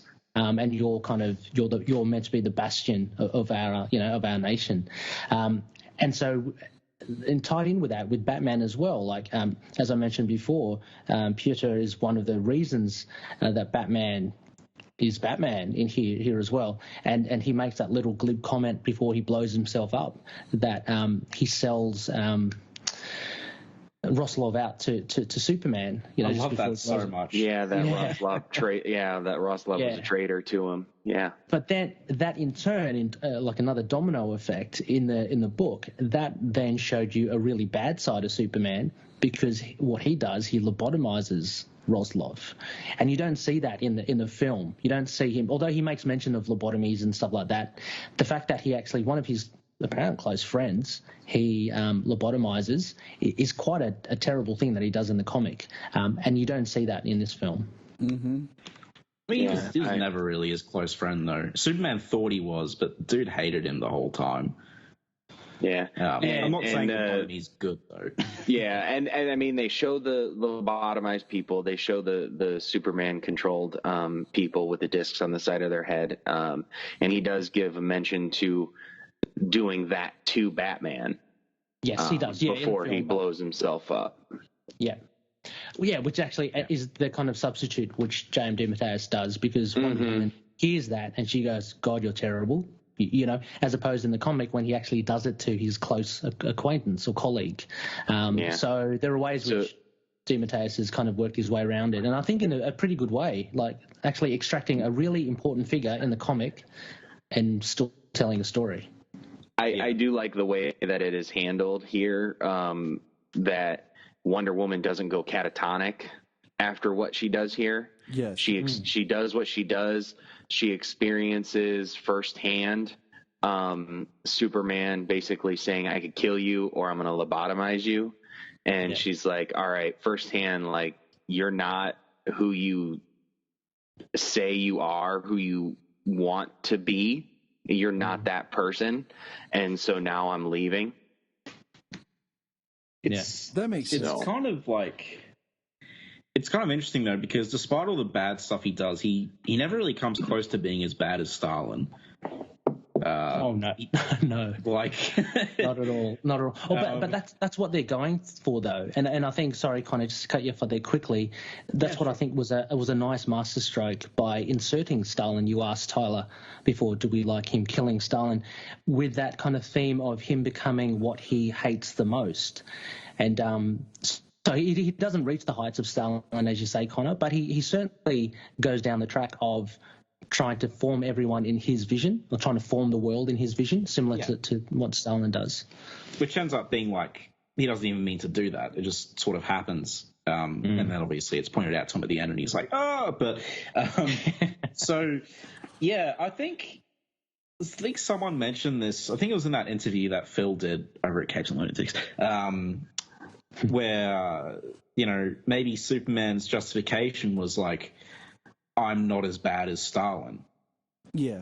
Maybe that's how he kind of slept at night, because he knows Stalin's so much worse that he's like, hey, I'm much better than that, despite the fact that he's obviously not. That being said, for the record, Connor of the House of L fully endorses a Superman regime. You cannot tell from my profile picture. I'm 100% down with that, so open up the multiverse and bring him in.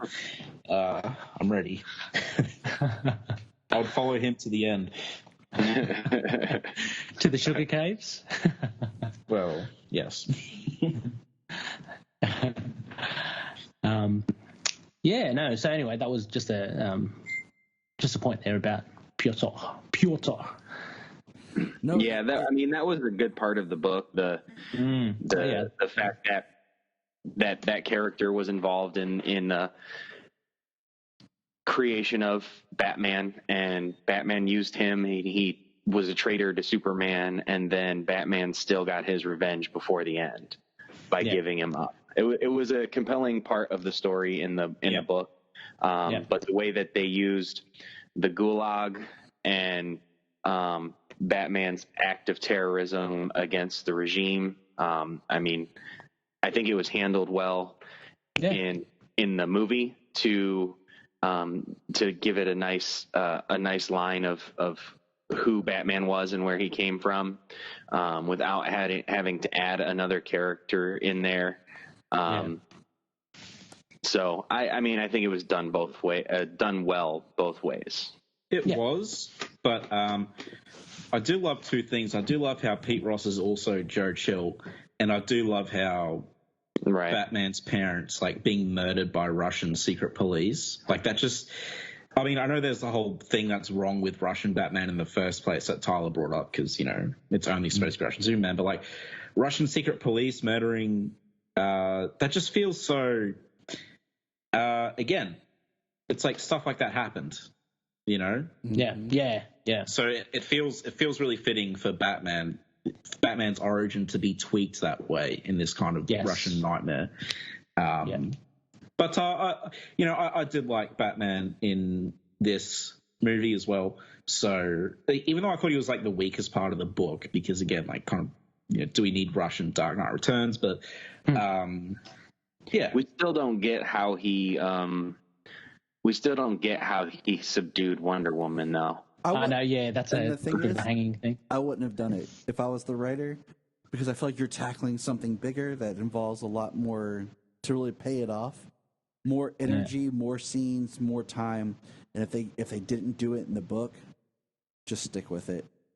Just put it in the same place, because you would need a whole nother scene or two to really be able to pull that off. And you only have so much time. It's like the idea that Batman, no matter what version of Batman, is capable of he's always a jerk. He's always capable of being able to take down these godlike characters some way or another. You just roll with it. But I don't roll, unfortunately. I do physically roll, but not with this. Superman, he has his Achilles heel, right? Which is obvious, kryptonite. So there's a whole thing, of course. Or red sun. Or a red sun. Or magic. He has 3 Achilles heels. But the other thing is, it's Wonder Woman. Wonder Woman's a fighter. To me, Wonder Woman has none of the weaknesses. I don't know. I just feel like Batman should never be able to touch Wonder Woman unless he's amped up or something. I remember he tried to do it in the comics once, and she just had her foot on his head. She's just stay down. I can't remember this. I can't remember.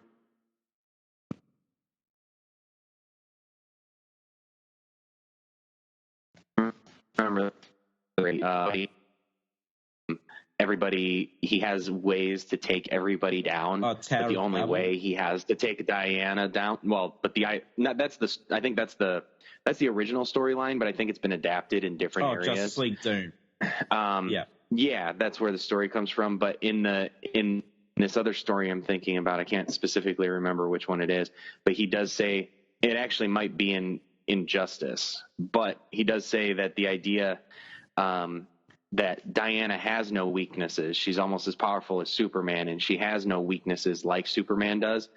His backup plan for her is Superman. I thought you were about to say it was to bed her. This isn't Bruce Timm. This isn't the Bruce Timm universe. Everybody's got to sleep with each other in the Bruce Timm universe. No, the idea is she doesn't have a weakness like Superman does, or like all of the other superpowered beings of the Justice League. So the only people who can take her down are these other superpowered. I thought. I wish I knew exactly what story that was right now. I thought. James, you're not talking, are you? No. Okay, cool. I just didn't want to make because it's like he's got like briefcases. Yeah, he's got like briefcases and stuff, and they've got like all the symbols on them, and it's like all plans for everybody, you know. But hers is like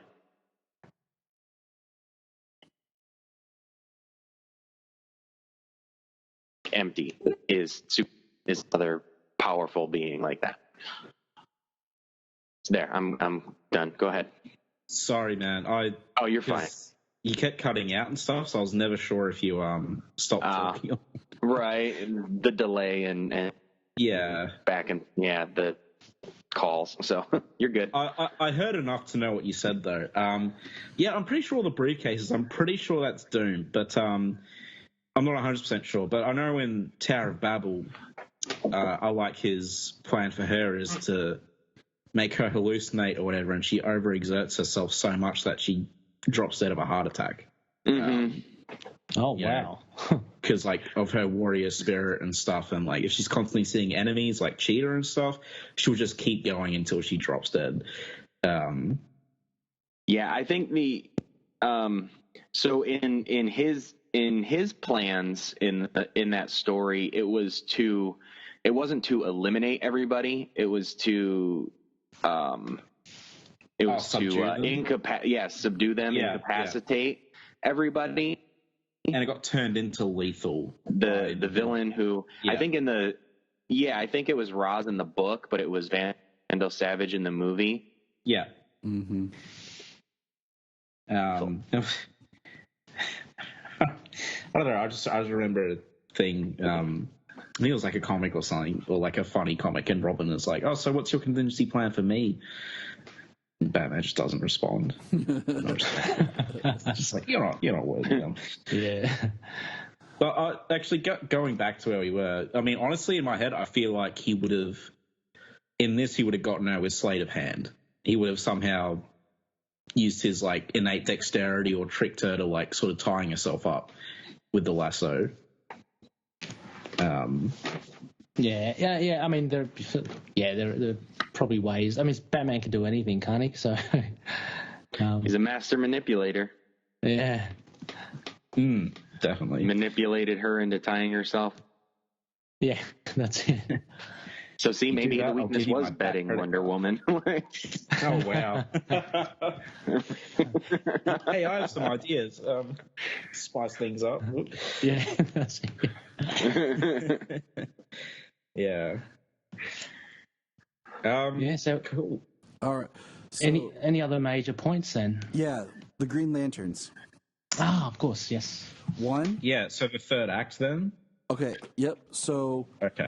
We kind of went to the end, but this part, I was okay with the leaving out kind of the backstory of Hal Jordan about being me too. The prisoner of war, because even in the book, it's a little confusing at first read about exactly what is going on with him and his mental state when it talks about his mind prison, and then when he got out, actually building the prison and everything. Yeah, that was just a little weird. So I was okay with leaving that out. I like that they bring in Jon Stewart and Guy Gardner. That was my favorite part about it. With the Green Lanterns. And they had Phil Lamar doing the voice as Jon Stewart. The other Green Lanterns weren't in the comic? Maybe I remembered wrong. I don't remember them calling them out by name. Okay. Right. So they had like a different mantra, which was cool. I remember that. But the one thing that I hate that they left out was my line that I loved in the book is when Superman says, a thought-based weapon against a person who can move faster than you can, like, the speed of thought. Yeah. And he's That would have been Yeah. easy to insert somewhere. and that's just like the one thing in that I was like, oh man, like Yeah. that line was just so awesome. Yeah, that was a good line. Yeah. Well, I guess like it's that. like. Sorry, go on. Sorry. Oh, just quickly, I was saying, I like how they kept the infinity box. You know, that technique Yes. that they try to get Superman in, because I love that idea in the comic. And but he still breaks through, so that was fun. Yeah. He doesn't That's break through. He's in it, That's- and it's Wonder Woman Yeah. that breaks it, because it makes me wonder, had she not Oh, I shown thought up- no, didn't wasn't he cracking it? No, okay, maybe. Yeah. I think he started cracking it, but then they all converged on him and created it in like layer after layer after layer Oh, yeah. and squeezed him down into it. and then you hear the clink of her bracelets, and she descends. That's right. And this is the one time that which this would have been better had she been like her, like Superman on one side and Luthor on the other. But it's her talking to Superman with the Green Lantern Corps just kind of standing there. And then he goes to punch her, and she catches it. Yeah, And this is- stops him. And that's the one time I'm like, dude, that was a dick move. Yeah. This is like.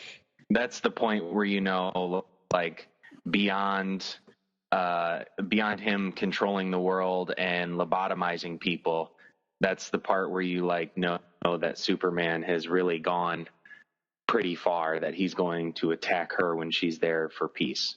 And that's what he was like. It feels like he's not like that though. And this scene is like the bottom of the barrel for the movie for me. This is like my most hated scene. So if people want to indulge me, I will explain why, and then you may all pick my argument apart. So Superman losing the Green Lanterns, I don't really care about that. It's, changing it up a bit, but so she descends from the heavens, garbed in white, with a halo around her head, pretty much, or like the sun behind her, and she's just forcing her wisdom on everyone. And the bad Superman tries to punch her, and she just catches it. And I just felt like, Timotheus, are you in love with Wonder Woman? Because it's like she just comes down, pronounces her judgment, blah, blah, and she's like acting like this absolute authority and stuff. And I'm like, seriously? What am I watching right now? Did this just turn into like fan fiction or something? Because it just felt so forced to me. I just like hated it. It was because it just painted her in this literal angelic light when I just don't think she's really done anything to justify it. And she says she comes in peace, but she's still like not likable at all. But yeah, I'll leave it to you guys. No, I agree with like the symbolism of her coming down to be angelic and to broker peace works, but I would have preferred, like I said, if it would have been like she had almost come down holding Luthor. Like she had grabbed Luthor and she's basically standing there holding Luthor and holding Superman. And like, all right, we're going to work this out. But, you know, she just she just confronts Cal. Yeah. And then she's like, Themyscira is done. We will block ourselves away from the world. And once again, it's a powerful statement. It's powerful, but is it earned? Did we do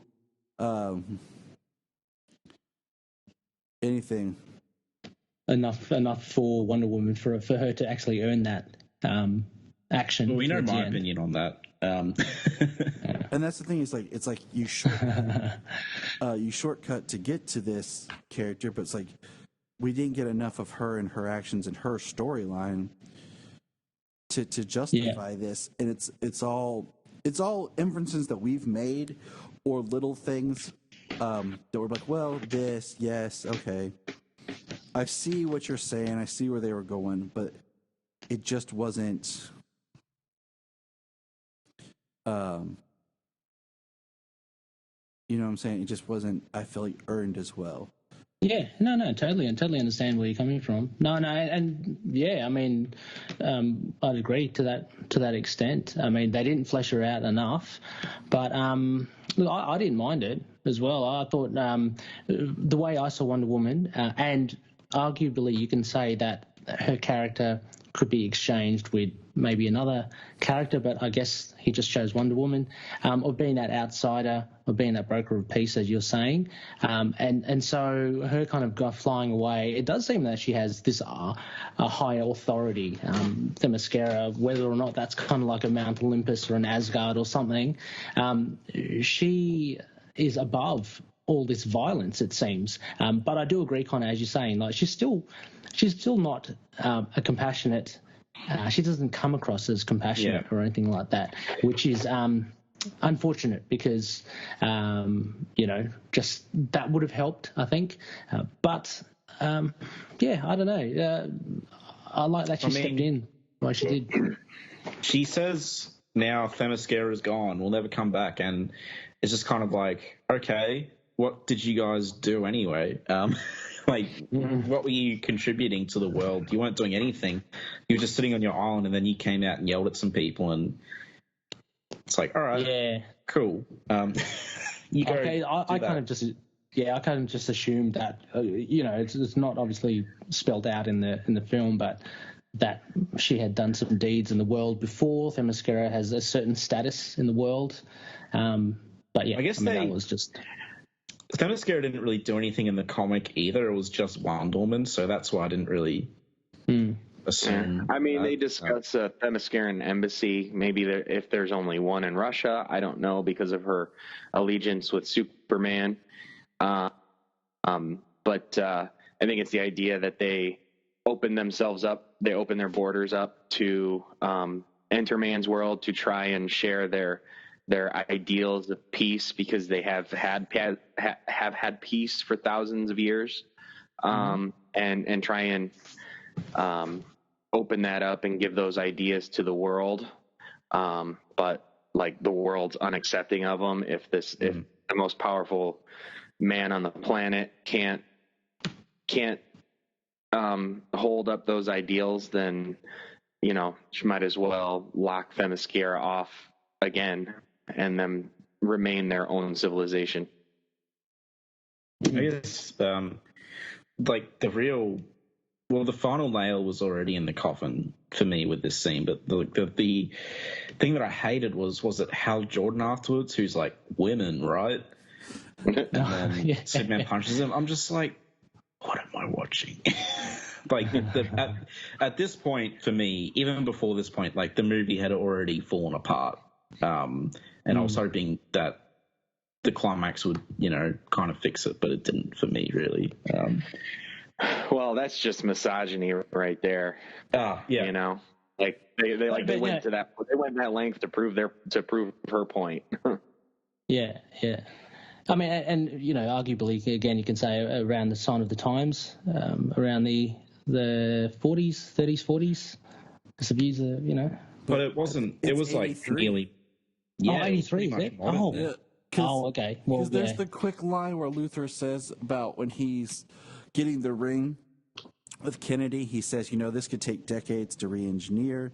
And then there's a quick, and then it changes and says 1983. And this, another problem I have is like, the same thing I had in the book is sometimes the changing of time is always kind of odd of like what's happened in the world.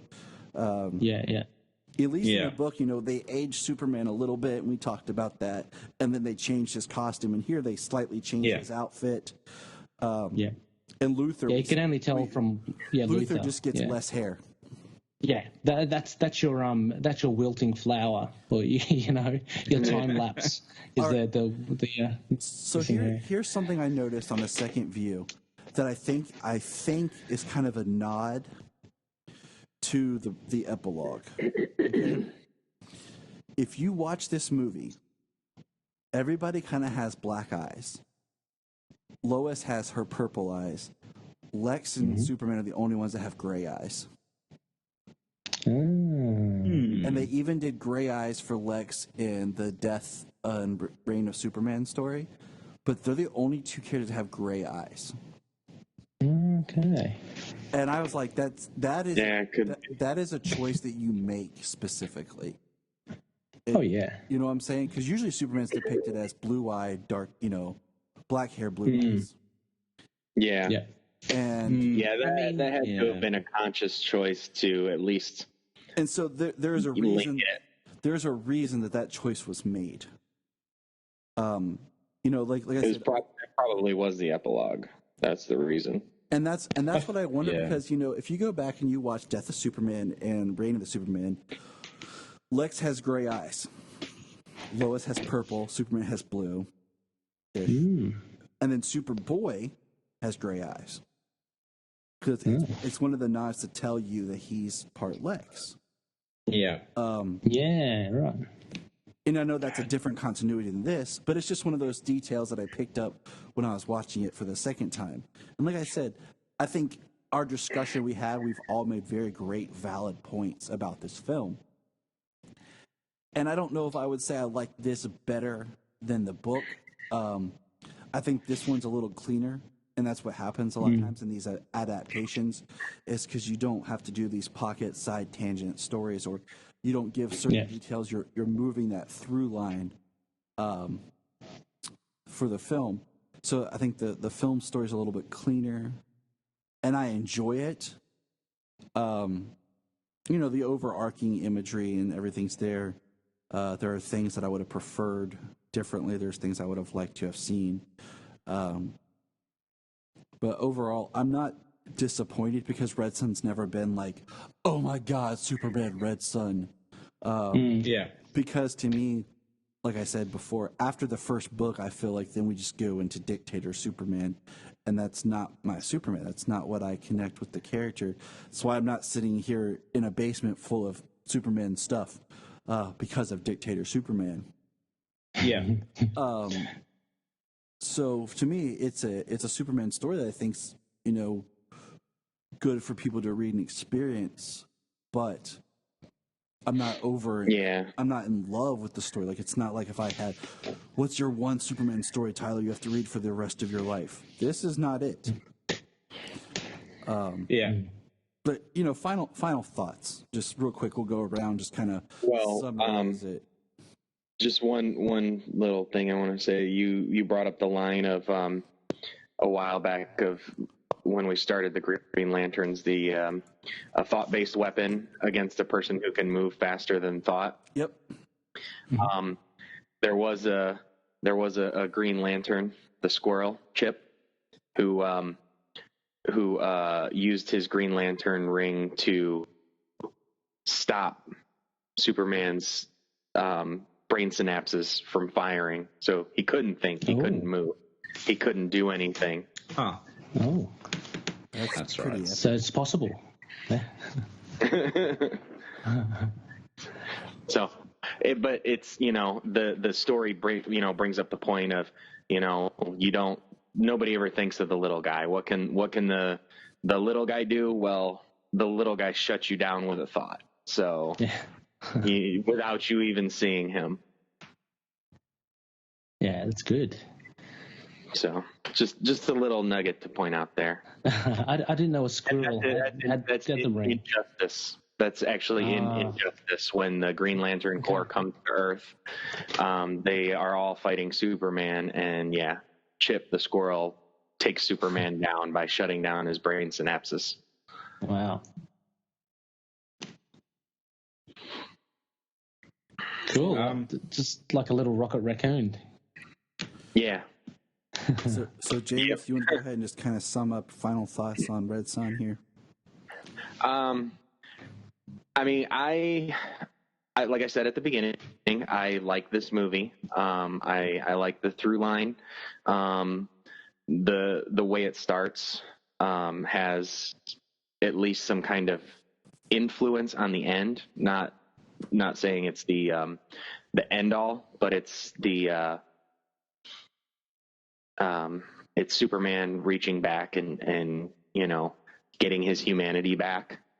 Like I said, pretty well choreographed action scenes. There's some stuff they added that I liked, some things that they took away that I like, and also some things that I think that maybe they did better in the book. But I mean, overall, it was a decent adaptation, and I like it. I've watched it a few times, it may be a little while before I watch it again, but I'll watch it again. it will be one that I watch again. I mean, it's no Death of Superman, but you know, I'll definitely watch it again from time to time. It was a good story. It was well done. Mm-hmm. Cool. How about you, Connor? Sure. So, so for me, like a lot of people said there was like a through line for them and stuff that they saw. I didn't see any through line. So for me, the whole thing felt very muddled and all over the place, and it didn't really know what it was trying to do. I absolutely love James DeMatteis. He did fantastic Ghost Rider. He has a very big love for Superman. He has very similar opinions of Superman of me. He truly believes that no matter how Superman is brought up, he has innate good. Mm-hmm. Fun fact for those who haven't listened to the interview yet over on Capes and Lunatics, he says he wanted to do an Elseworlds where Superman was raised by white supremacists. Oh, wow. But Superman would still go back to good. I feel like that would be a great story. I honestly think that'd be a great story done in like the Black Label books. Yeah. Well, I think you would have some atrocities in that for sure. Some nasty violence. Because I actually kind of and themes. I really dig the idea of him being raised and surrounded by like, pure pieces of crap evil, and then realizing that no, this is not right, and I will do good. I think there's a strong story in that. Yeah, but yeah. It definitely needs to be a Black Label book. Yeah, I think one of the reasons it was rejected is DC asked, like, what would you even do for the cover? You wouldn't want like just put white supremacists wearing the Superman S. I wouldn't do that. I would just for the cover, I would just put like Superman, like the Clark Superman with like a shaved head. And I wouldn't even put the S on it. It would just kind of be like with like shadow on his face and like a tear running down with a shaved head. Yeah. Standing with his hands on his hips, so you know who it is. Yeah. And he says no matter how evil Superman is, he always comes back, stuff like that, because it's innate good. So my point is here, I love James DeMatteis. So I guess I had decent expectations of this movie, but I didn't like it. I liked the first half, even though I thought the animation was really flat.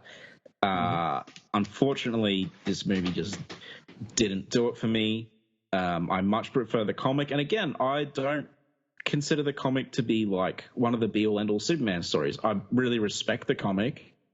I think it's really good, and I think there's a lot of great ideas in it, but it's not perfect. But this movie, I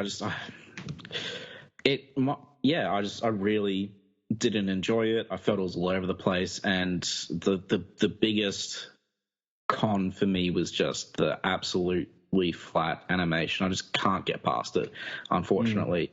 So I think I did a review on Letterboxd and I ended up giving it, I think, like 2 out of 5 stars. Will I watch it again? Maybe one day. I just don't recommend know. watch it at least one more time. Maybe soon, just because I felt like when I watched it a second time, I got a little bit more perspective of the film itself. Okay. And what they were doing with. And then after that, if you're like, I hate this thing, okay, I got you. But that's just my recommend. It's like so many kind of these adaptations. My first viewing is so much of like taking it in, processing the differences, and then trying to watch it again for what they've given me. And be like, do I like what I have at all? Not thinking about what they didn't do. So, I mean, I'll try that, but like the differences wasn't a thing for me. Like I wasn't really comparing it to the comic, or I was actively trying not to anyway in my review and viewing. I was trying to treat it as its own thing, and as its own thing, I feel like it doesn't hold up. But I will watch it again. I will give it another shot. But so unfortunately it's a thumbs down from me. Yeah, Well, just going off the discussion Connor and I had this morning, a little different from Connor's. I really enjoyed it. I equally, similar to you, Tyler, I equally enjoyed the comic and the film. Not comparing them at all. I find them just both enjoyable in their own right. I found the writing quite tight. I found the ideas very clear as to where J.M. DeMatteis wanted to go with the story. As I mentioned, he trimmed a lot of stuff which needed to be done. I mean, you're never going to encapsulate something in an adaptation. It's its own art form in itself. So I found the pacing worked well. The action scenes were great. I do love my action scenes. The acting and the soundtrack was really good. Animation, as I mentioned at the top, I haven't watched enough of these things, but I've kind of accepted animation to this standard anyway. So whether or not that will need to change if I watch something else, we'll have to see.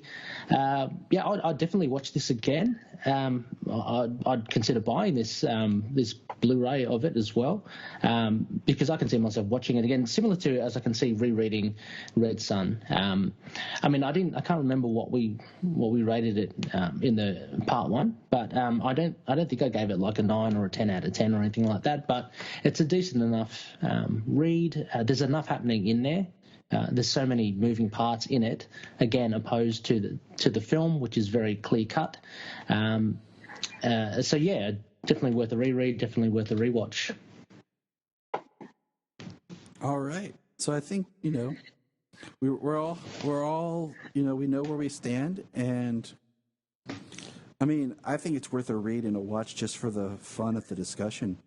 Like, just, it's fun to talk about things here, and we all love the character, and it's fun to kind of pick it apart what we don't like about different interpretations in a way that we can all represent ourselves and not feel like, oh, I have to agree or I have to, I can't disagree. Yeah, of course. And that's that'd be no fun if we did that. Exactly. And that's what I'm saying. Like this particular version, like this is one of those where I can sit back and be like, okay, I'm not a large enough fan to, and unless I were like, it's not that I don't care. I just, I can appreciate or whatever, like however they wanted to present Red Son. I'm not going to be hurt because it's not the true Superman. You know what I'm saying? It's not like they took the true Superman and made him look bad. They have an Elseworld, different variation Superman. Like, because even when I was rewatching it last week, Solomon was like, "What you watching, Daddy?" And I was like, "I'm gonna watch the Superman." And then he was like, "What's going on?" Like, and I was explaining it to him. He's like, "Is Superman bad?" I'm like, "No, he's just different." He's like, okay. It's just confused. It's like, and it's always interesting and to put things in a perspective. Like, and I think about this more now. Is like, if I'm explaining this to my kids, like, what's the core essence of this explanation? Because so many shows and stuff we watch, like, there's times where villains are now acting good. Like even Solomon's sat with me and we watched Justice League War, and he wants to watch Thrones of Atlantis with me, and he's watched a lot of these with me, and we're going through it, and he says, which one we were watching the other day, and he was like, it was when we were watching Red Son. He mentioned, Lex Luthor. He's like, he's not being good now, is he? And I said, no. He's like, and because he brought back up in Death of Superman how Lex helped Superman fight Doomsday, and then trying to explain to that sometimes bad people do good things to make themselves look good, even though they're really not good. And it's just interesting when you have these stories and you have to try to explain it to young children who look at things so black and white and good and bad. So. Yeah. What does Wolverine do? He's the best at what he does. That's what he is. Yeah. How does he deal with villains? But you guys go ahead. That's when you're just blunt. You hack them into pieces. Yeah, that's it. Yeah. Go ahead and give us some plugs, some information about your show as we wrap up. Okay, I guess I'll go. You go for it, then. Connor. Yeah. Sorry. So you can find Ray and I on Last Sons of Krypton, a Superman podcast. So at LSK Podcast on Twitter, or if you just search Last Sons of Krypton podcast, you'll find us. In fact, I think even if you search Superman podcast on Google, we're on the front page, which is pretty nice. Ooh, yeah. But yeah, so we basically review mostly comics. Sometimes we dip into other media. We've done like some Smallville, some Adventures of Superman. But yeah, Ray and I just talk about, because Ray's a newbie to Superman. Mm-hmm. Well, that's becoming less true every 2 weeks. And I'm not. And we just, two different opinions and everything on all that. So yeah. And I have another podcast called the Immortal Iron Fist Podcast. Sons of the Dragon, the Immortal Iron Fist Podcast. If you search Iron Fist Podcast, you'll find us. Basically, it's a podcast about the character Iron Fist. And it's good. And Ray, do you want to... Yes, highly recommended that Immortal Iron Fist podcast as well. Very, very good. The guys do very good work over there, and a very cool character. I podcast another character-based show called Into the Night, the Moon Knight podcast. You can find me on at ITK Moon Knight on Twitter or on Facebook, facebook.com/ITK Moon Knight. So we release shows every week or so, talk about comics, classic comics, recent comics, modern comics, action figures, video games, anything to do with Moon Knight, we've got it covered. So, yeah, check us out. I recommend that podcast also. Oh, thank you, sir. It's good. It's great, actually. It's not nearly good. So, yeah. And obviously, we recommend Krypton Report as well. Yes. Which we're currently on. Yes. And a huge thank you, guys. Thanks for having it's so us cool. On. Yeah. Oh, no problem. It was a pleasure. It's fun to mix it up, and it's fun to get different perspectives because, like, James and I have very similar viewpoints, and even then we try to find the differences and discuss it. And then sometimes that's why we bring Brian on, because he's like, no. we like a lot of the same stuff, and we try to see it from the angles that people we try to see the angles of why people don't like things as well. So we try to see the big picture, not just what we like, and to discuss it. So it's nice to hear it from other people as well. Yes. Yeah, no, it's really awesome. I've met a lot of podcasters that are Superman fans through Last Sons of Krypton and you guys, and it's just cool to see how everyone loves the character, and we all have some of us pretty different opinions on why we like them, but it's nudge, wink, wink. No, I wasn't talking about that at all. I'm just saying no. Well, you despise Injustice. I love reading Injustice. I love when Superman goes bad the way he goes bad in that book. You still like the character as well. To each his own. Yeah, exactly. It's an 80-plus-year-old character that has done countless interpretations and changes that it's just fun to what draws you in about the character. What do you like? What do you not like? What versions do people love that you're just like, I don't feel it. Yeah. But that's okay. Yeah. And it's okay to have different thoughts, people. Definitely. Listeners out there, it is okay for you to think for yourself. Yeah, stop. Superman fandom's terrible for getting into horrendous internet fights.